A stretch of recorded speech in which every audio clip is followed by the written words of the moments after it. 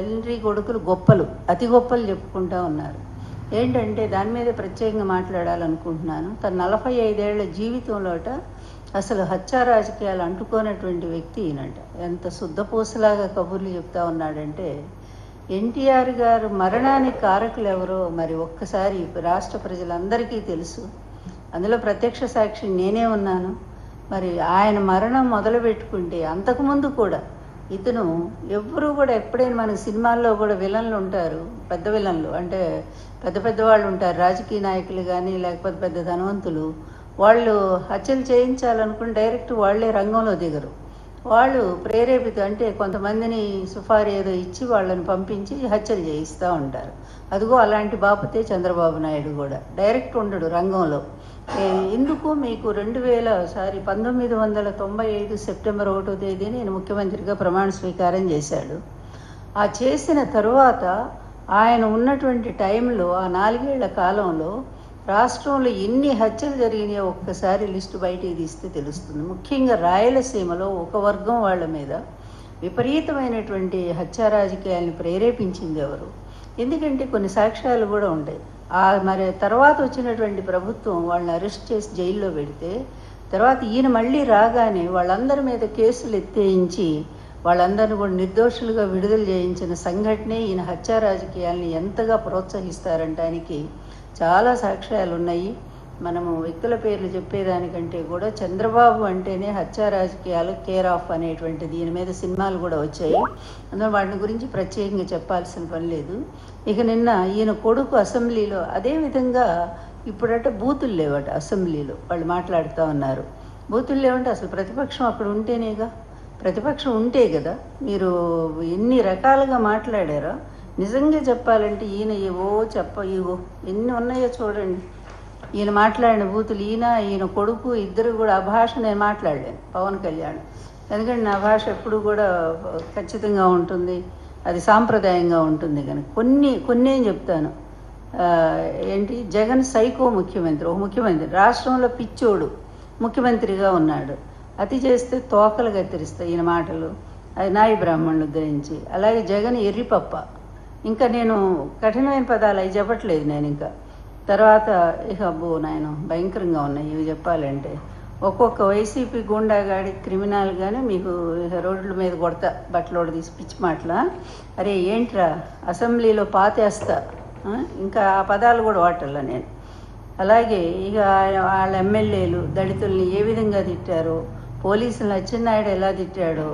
ఇక ఇంకా ఈయనైతే ఈ లోకేష్ అప్పటికి ఏమీ లేదు, కనీసం ఎమ్మెల్యేకి కూడా గెలవలేదు.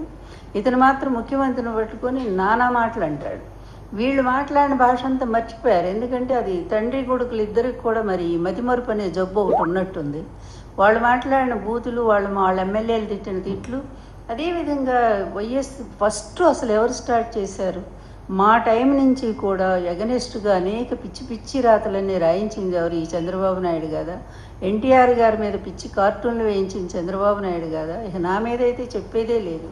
ఇక వీళ్ళ సోషల్ మీడియా పెట్టుకున్న తర్వాత మరి వైఎస్ కుటుంబం మీద అతి దారుణంగా విజయమ్మ గారి మీద కానీ, షర్మిల గారి మీద, భారతి గారి మీద, జగన్ గారి మీద అసలు స్టార్ట్ చేసింది ఎవరు? వీళ్ళే కదా. ఈ బూతులు మాట్లాడిందే వీళ్ళు కదా. వాళ్ళకి దాన్ని ఎదుర్కొంటే వాళ్ళు చేసిన వాటిని మాట్లాడితే కొడాలి నాని ఇలాంటి వంశీ వీళ్ళందరినీ కూడా అరెస్టులు చేయించి ఇప్పుడు పెడతా ఉన్నారు, పోసాని గారిని. అందువల్ల వీళ్ళు మాట్లాడినటువంటి వాటికి వీళ్ళ భాష అయితే అసలు చెప్పడానికి కనీసం ఉచ్చరించడానికి కూడా వీళ్ళైనటువంటి ఒక అసభ్యమైన భాష వీళ్ళు మాట్లాడారు కదా. మరి అలాంటి వాళ్ళకేమి శిక్షలు లేవా? ఎంత దారుణం అంటే మేము చేస్తే రైటు, ఎదుటి వాళ్ళు చేస్తే తప్పు అనేటువంటి పద్ధతిలో ఇతని పరిపాలన సాగింది.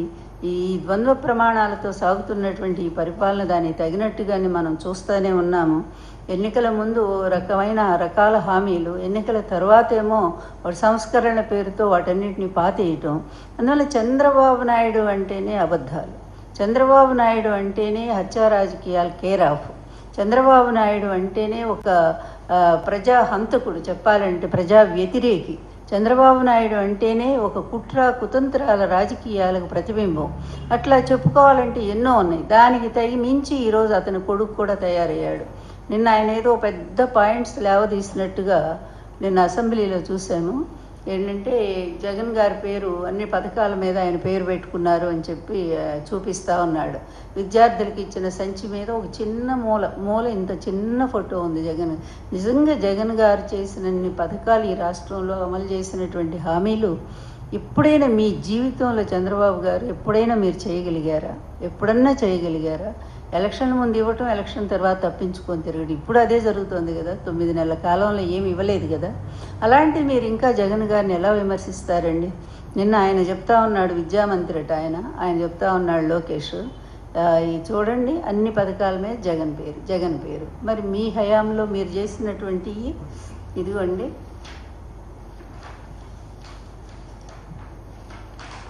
ఇదిగోండి జగనన్న తోఫా, చంద్రన్న తోఫా, చంద్రన్న పెళ్లి కానుక, చంద్రన్న సంక్రాంతి కానుక. ఇక సంచుల మీద చూసారా, ఈ సంచుల మీద బియ్యం ఇచ్చే సంచుల మీద కూడా పెద్ద పెద్ద ఫోటోలు, మొత్తం చంద్రబాబు ముఖమే. ఇక పచ్చరంగు ఎలా పూసారంటే ఆగ్రా నేషనల్ హైవేస్ పక్కన ఉండేటువంటి డివైడర్స్ వాటి మీద కూడా మొత్తం పచ్చరంగే. చెట్టు కనిపిస్తే దాని చుట్టూ పచ్చరంగే, ఎక్కడ రాయి కనిపిస్తే దానికి పచ్చరంగే. ఇంతగా పిచ్చి ప్రచారం చేసుకున్నటువంటి మీరు మరి ఈరోజు జగన్మోహన్ రెడ్డి గారు విమర్శిస్తారు. జగన్మోహన్ రెడ్డి గారు తీసుకొచ్చినన్ని సంస్కరణలు ఎప్పుడైనా మీకు జీవితంలో తెలుసా అండి? అసలు చంద్రబాబు ఆయన కొడుకు లోకేష్ ఇద్దరిని అడుగుతా ఉన్నాను, ఏనాడైనా సరే రాష్ట్రం కోసం, అభివృద్ధి కోసం, ప్రజా సంక్షేమం కోసం మీరు 45 ఏళ్ళ ఇండస్ట్రీని గొప్పగా చెప్పుకుంటూ ఉన్నారు.